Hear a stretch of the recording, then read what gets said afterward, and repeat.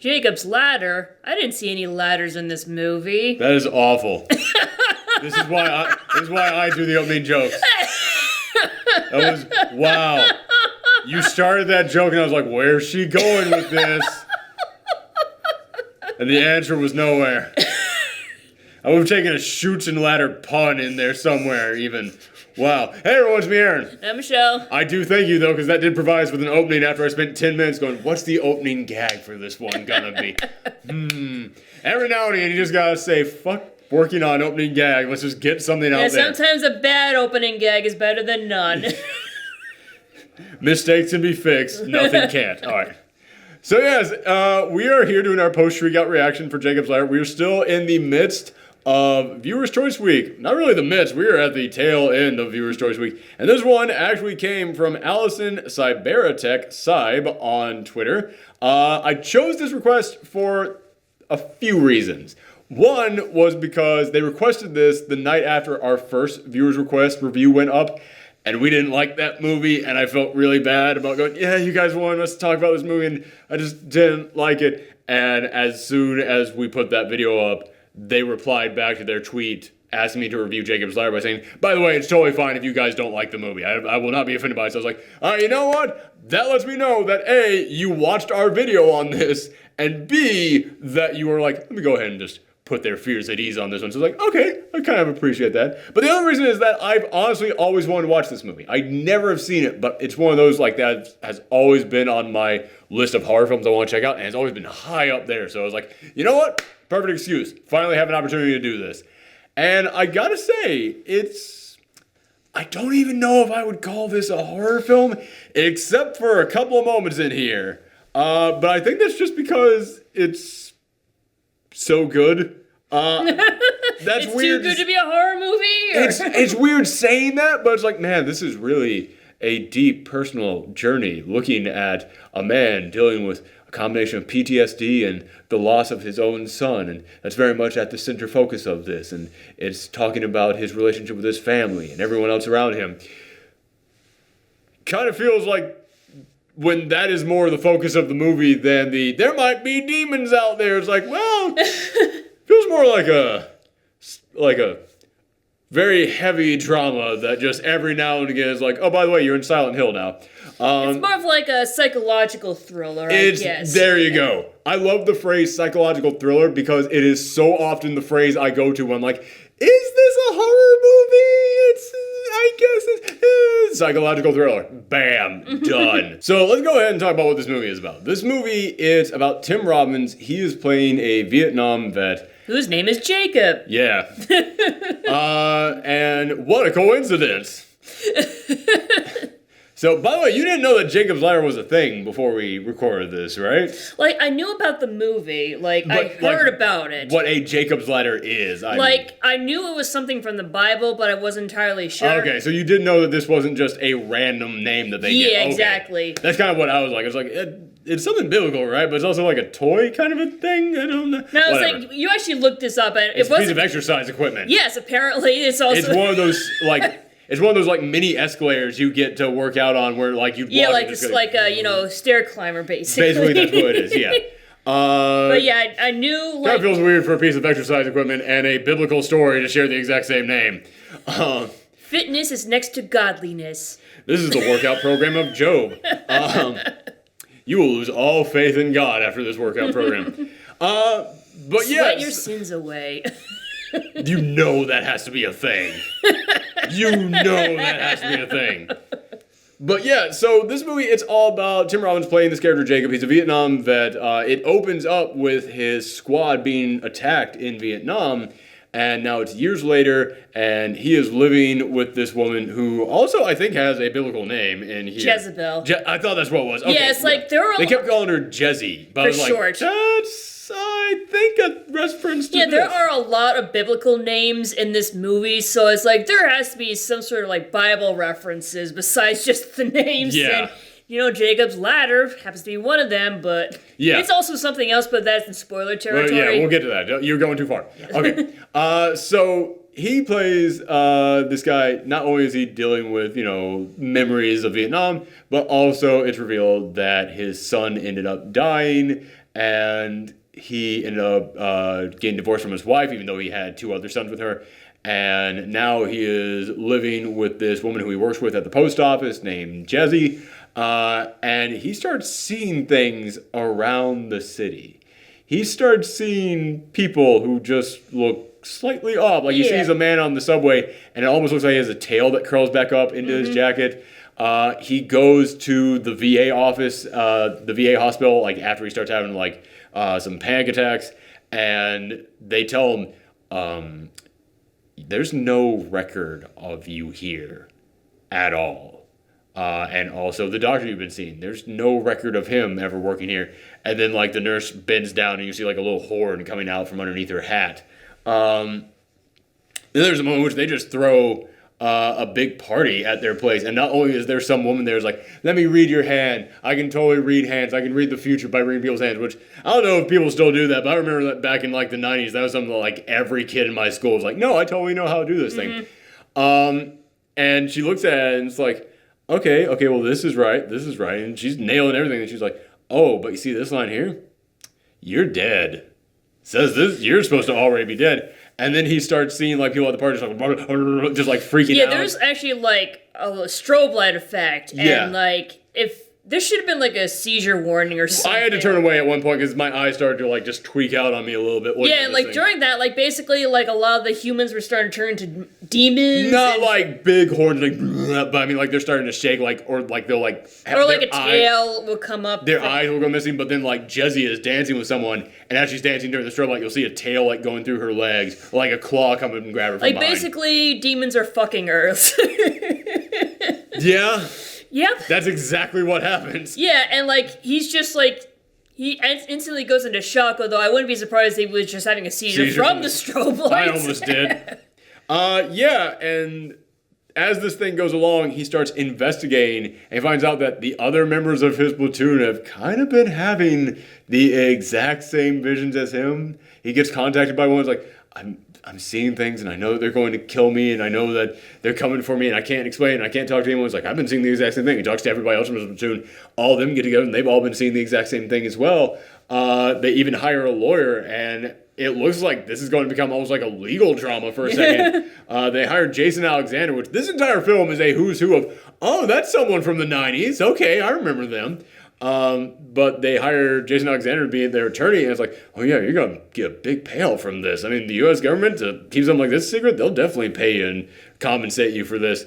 And then that immediately gets dropped because, oh, they're investigating some stuff that they shouldn't. Mm-hmm. And there's some other guys who come in here and like, hey, listen, you've been asking questions. Would be a real big shame if something was to happen to your kneecaps. Like, you know, that kind of behavior. Yeah, but it's like, it's not exactly mafia. Like it's more of like they look like it's like semi Men in Blackish, except that they're all Italian and they're driving a limo around. Yeah, and then like some of them even seem like demons almost. Like the one like there was like that passenger in the car who was trying to run him over. Oh, that is early on. Yeah, that was early on. I'm talking about a later scene in here. Yeah, early on he almost gets run over by a car and you're like, what the heck was that all about? But as they drive by, their faces are all like...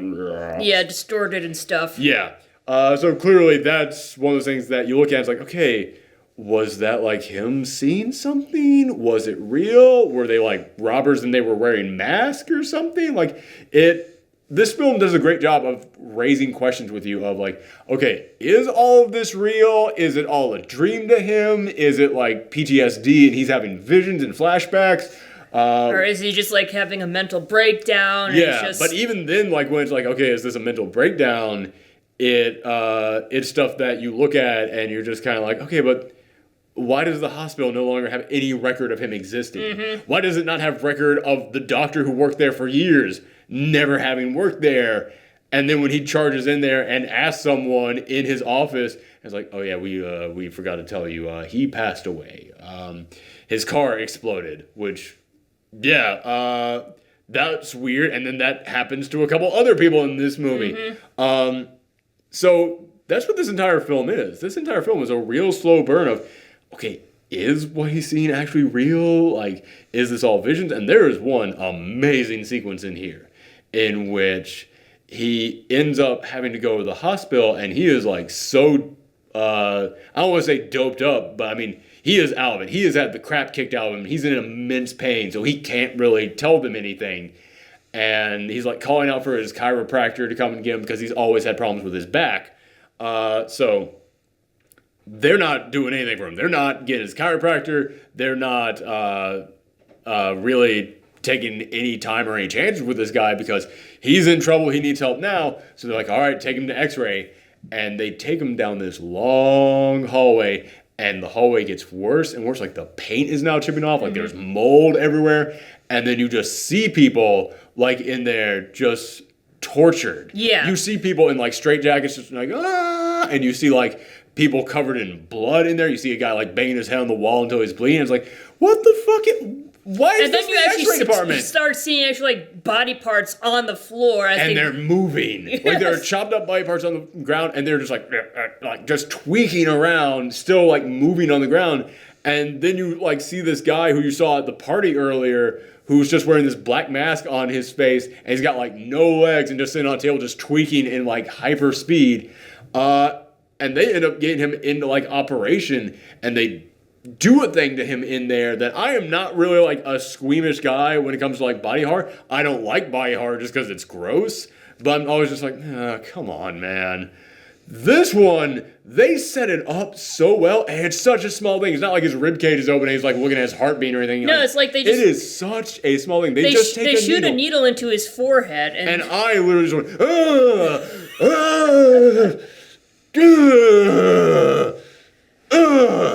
like, I cut that short a little bit, and I'm still doing it a little bit right now just by thinking about it. But yeah, man, they set that scare up so well that it just had such a big impact on me. So yeah, even though I'm saying this is more psychological thriller than flat out horror, when it wants to be horror, especially in that scene, it's really damn good. It kind of reminded me of Serpent in the Rainbow. I don't know if you've ever seen that. No, I haven't. It is meant to be a true zombie story in which it's about a reporter who goes down to, I don't remember where he goes down to, but it's a place where they practice voodoo. And the majority of that film, it's a lot of like, is this real? Is it all in his head? What's he seen? And yeah, I wasn't really scared of it, except for one scene where he actually gets turned into a zombie. He's like, don't bury me, I'm not dead. And it's like, oh God, no. It's like, yeah, this is really just kind of like that, but set in New York. That's what this movie is. And with a lot of biblical stuff in here, and a whole lot of, is this real? Is this not? And honestly, yeah, that is a good chunk of the second half of this film is just sitting there and wondering, okay, shoot, is this stuff actually happening? Is the stuff that he's seen real, or maybe? And I don't want to like totally say this because I'm worried that like if people know that this is the question that's asked, they'll be looking at it throughout the entire film. But there's a lot of like biblical stuff in here, and there's a lot of moments in here in which they're saying like, oh, you're dead. There's a lot of like references to this place being hell. Like at one point they even say it's hell. And that is the question. It's like, okay, is he alive and this is all in his head? Is he alive and these are actual demons? Or is he dead and he's in hell? And I think that this film did a great job of balancing that. Because I was questioning it all throughout the movie. But at the very end of the movie, they flat out tell you the answer. Yeah. They flat out, like, no ifs, ands, or buts, tell you exactly what the answer is. And I don't know how I feel about that. Yeah, it was a very weak answer. It's like all this build-up is like, oh, that's the answer? Kind of like... I wouldn't even say weak. I'd say the mystery is better. Yes. I'd say getting the discussion out is better. It's kind of like when we saw The Thing earlier this month. And we said the ending of The Thing is fantastic because, okay, is that person the Thing? Is the Thing really dead? Are they going to survive this? What's going to happen to them after that? It's like the questions it raises are so great at the end of that. And like I said, if you look closely, John Carpenter actually said, no, there's an ending if you look for it. And when you look closely, it's like, oh, I found the clue. But yeah, for like a decade, I had questions about that film and had great discussions about it. That's perfect. This film, they just like, no, let's not doing that. All right, so do you like want to rate it and then get into the spoiler, or? Yeah, I'll go ahead and rate it. One last thing that I will say, though, is that there's also kind of like this government conspiracy thing going at the end. And I do have a little problem with that, simply because when you find out what the actual answer is to all this, you're like, well, how does that even play into all of this? And like, how would you, what? It's a little bit of like, wait, why is that now? So like, it kind of makes that part seem like it shouldn't exist with the answer that we ended up getting to the story. It's like, hey, you remember all these biblical references? We're just gonna throw those out the window, like. Oh, you mean when they come in with the government conspiracy thing? Oh, okay, I understand. Yeah, I was like, no, because the biblical references definitely come back throughout the entire film. But yeah, I understand what you mean. You mean that when it comes in here with the government conspiracy thing, it is kind of like well, that doesn't quite match up with the biblical stuff that's been going on in here. It's like, it seems like two different movies at one point here. But that and the fact that they completely just give you the answer at the end of this, and also, in all honesty, I think the movie, it is a slow burn, maybe a tad too slow. Like, this is an hour and 56 minutes. You could have chopped like 10 minutes out of this thing, I think. I think like you could have cut this down, like, not down like an hour and a half, but hour 45 minutes, like just chop like a little bit down on this. So those are my only real problems. I would give this, I'm going back and forth between 8 and 8.5. I'll go 8.5 on this one. Actually. Yeah, I think I'll go for an 8 too. Like, it probably would have been higher if it weren't for the ending. Yeah, I think you dislike the ending more than I did. Because I'm okay with the ending. I just wish we hadn't got it. Like, I wish that this had ended, like, there is a moment, like right before it goes into the final scene. If it had ended there, I would have been like, okay, that still raises a ton of questions about this. I mean, it seems to heavily lean towards something, but it doesn't fully say it, and you could still all say it's actually this instead of that. Whereas, if you watch for 30 more seconds, it's like, nope, this thing, totally 100%. And I was like, oh, okay, all right. But I still, thought it was an all right ending. So, okay, 8 and an 8.5. Spoilers on this. So, as we said, the story of this, the question that they want you to ask is he actually dead and is he in hell? Because he's got a chiropractor in here. And the chiropractor, who, by the way, let me see if I still have it pulled up. He's played by Danny Aiello, who is known for playing, a Goodfellas type of guy. Hey, your Uncle Vinny kind of guy.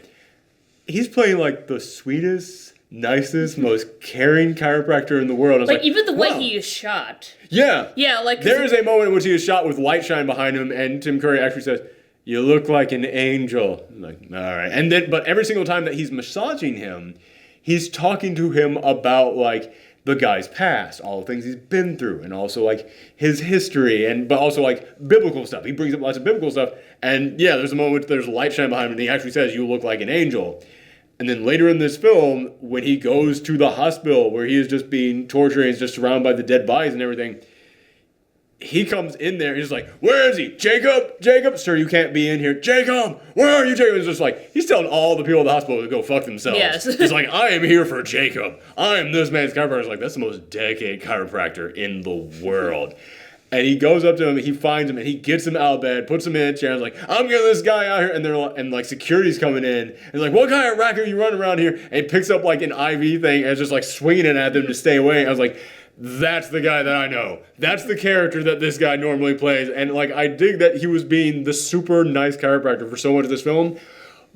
But nah, man, this is why you were hired for this role, because you could perfectly deliver these lines. But he comes in there and takes him out of there.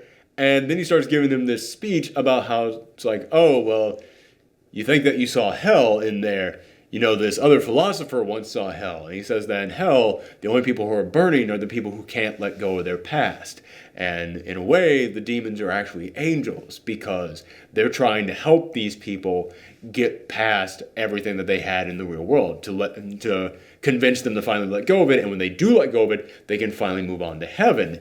And it was in that moment that I was like, now I am 100% looking at this movie differently. Because okay, they said you look like an angel earlier in this film. And then that guy actually comes into Hell Hospital and grabs him and is like, "Get him out." No, I'm taking this guy back out here. And it's almost okay, spoiler time, at the end of this movie, it is revealed he actually never got home from Vietnam. He died in Vietnam.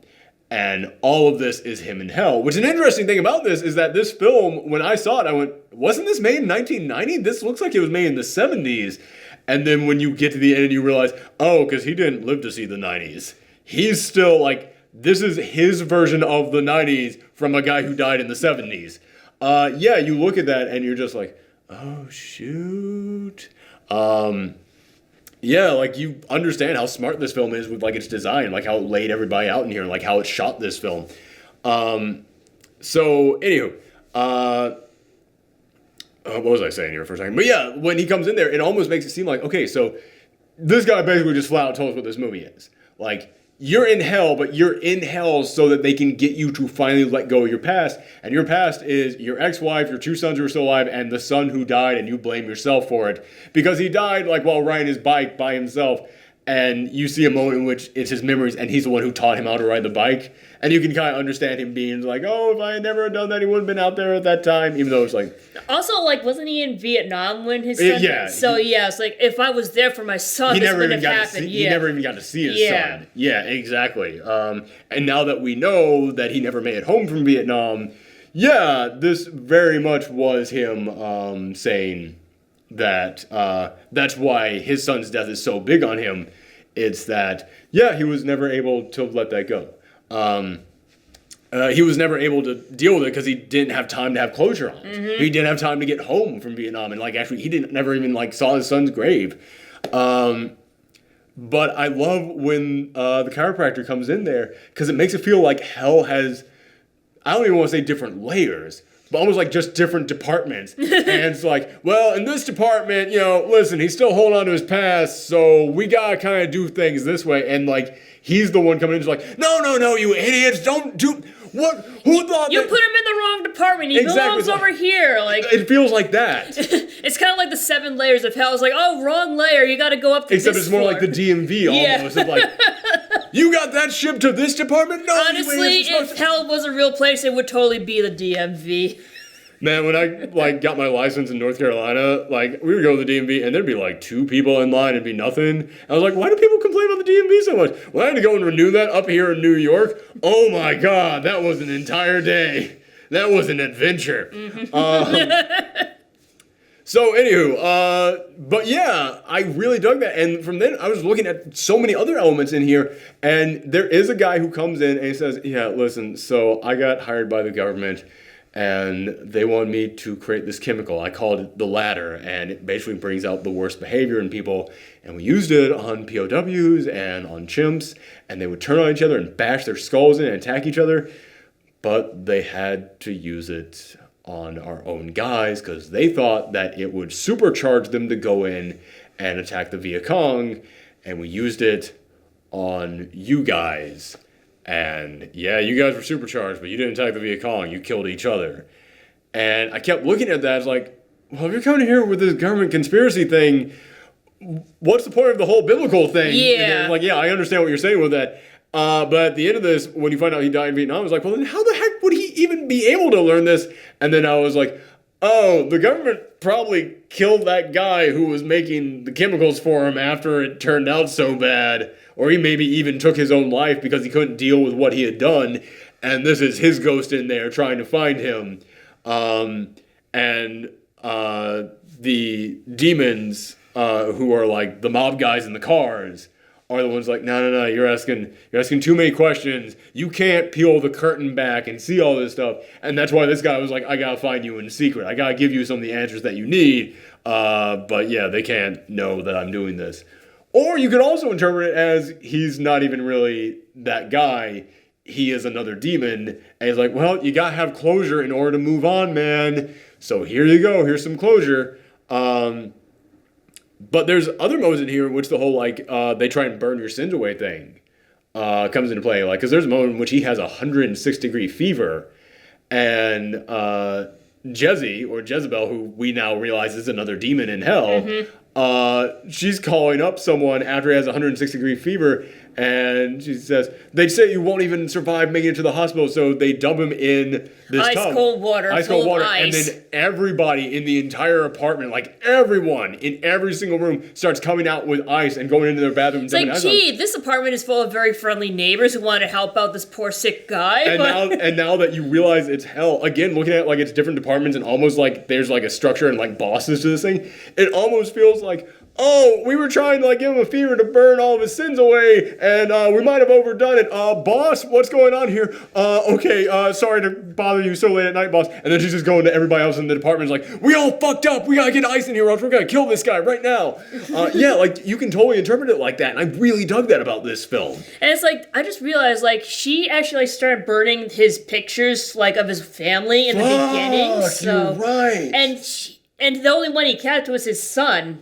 And then later on in the film, he kept one photo of his son, kept it in his wallet, and then after the mob demons like are attacking him, he gets dropped out on the sidewalk in front of like this Salvation Army Santa. And he comes over, and the Santa looks at him and is like, "Oh, you okay, buddy?"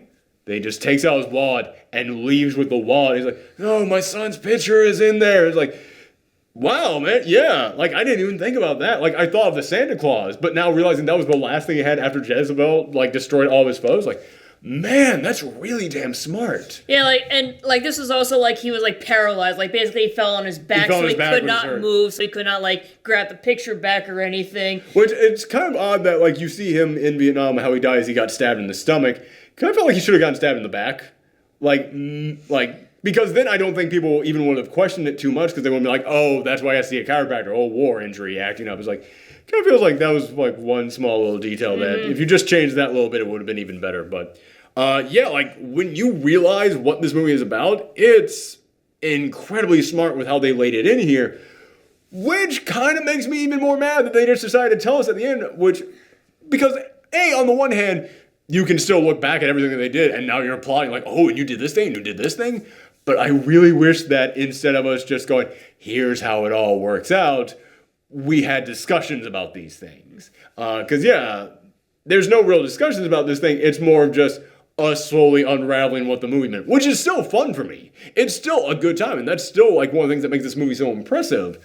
But I felt like it just would have been more impressive if they just cut it like 30 seconds before, because at the end of this film, right before it cuts to him dying in Vietnam, you see him going back to his ex-wife's place, and the doorman recognizes him and is like, I haven't seen you here in a while. It's like, now that you know that's actually like a demon/angel, because this movie does try and set up like, yeah, they're basically the same thing, kind of. When you realize that's what he was, it's like, oh, this is him. I wonder if it's supposed to be like St. Pete who guards the gates. That's exactly what I thought, because he was like guarding the gate there. Yeah, I thought that as well. But he goes in there, and he goes to his wife's apartment, and there's no one there. It's completely empty, and he's just sitting there crying, and then eventually you kind of get the sense that he's like kind of dealt with it, and then his son is there on the stairs and like, come on, Dad. And he goes over to him, and his son is like leading him up these stairs, and the light is getting brighter and brighter. And it's like, they're going to heaven. They're going to heaven. Yay. Which, again, it's like, okay, if you had just not shown us that ending, we could come in here and go, okay, so that's what that meant. But you could also come in here and argue, it's like, no, that's just him finally full on cracking. That's him just completely like losing his mind in here. And like, I would love to see like the discussions go on about that, but even if we don't get the discussions on, it's so incredibly impressive how they set that up, and it makes that ending incredibly emotional with his son. So yeah, I still really dug this. It's just a few small problems they're getting down. And then like after like they go up to heaven, like you see his body in Vietnam. Yeah. So it's like, oh, okay, so that's where he died. So exactly. And that kind of like took away my theory, which was like he was supposed to die in Vietnam, but he came back home, so... You basically have a theory that was like a less dumb version of Final Destination. Yeah. Where he was supposed to die there, but it's kind of like Lake Mungo, almost, like which we also reviewed a week ago, where it was like, yeah, you're supposed to die, and this is just death basically haunting you. Like, it's not so much, it's that, like, the demons are real, but you're also in the real world, because the demons are like, yeah. We're waiting. Yeah. Which, is another good theory to have on this. Yeah, but once again, my theory's gone once you see the ending. Once I give you the ending, yeah. But yeah, so it's weird because I do applaud the ending because it does make you look back at this film and go, oh, this meant that, and that meant this, and this meant that. But at the same time, I wag my finger at the ending because, like, yeah, we could still have done that without you telling us that, but now we can't, like, analyze other things about the film. Yeah, and also, like, calling the super serum ladder, that's kind of a bit of a stretch. Yeah, I felt like that was a little too much. Little too much. I mean, like, I get it. The character's name is Jacob. Jacob's ladder. Also, we had to look up what the story was in the Bible, and the story is of a man who was climbing a ladder to heaven, is what it was. And, like, at the end of this, he's climbing a flight of stairs up the house. Yeah, okay, we understand. Oh, we get it. But... We understand, yeah. It just feels like they tried just a little too much. Yeah. But yeah, so still really enjoyed that. That's one of my favorites of the viewer's choices that we've had this week. But we've only got one more viewer's choice.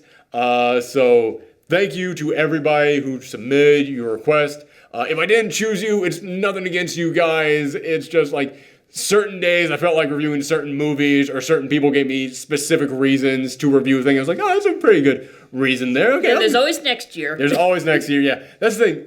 The more this channel grows, like, we got, like, easily, like, double the number of requests that we got last year. And now I'm starting to feel bad. That's like, you guys are all nice. I don't want to tell any of you no. Maybe just do, like, all month is just THORGIWEEN just requests or something like that. Well, considering that this month we did found footage month and sequels month, it's like, I don't really want to do any more theme weeks. Yeah, we're starting to run out of themes. Oh no, there's way more themes. There's way more themes. Just we kind of did 2 crappy ones in a row. But yeah, so that was it. Thank you guys very much for joining us. We have one more, so make sure that you come back tomorrow for the finale to Viewer's Choice Week. And as always, Happy Halloween. Bye.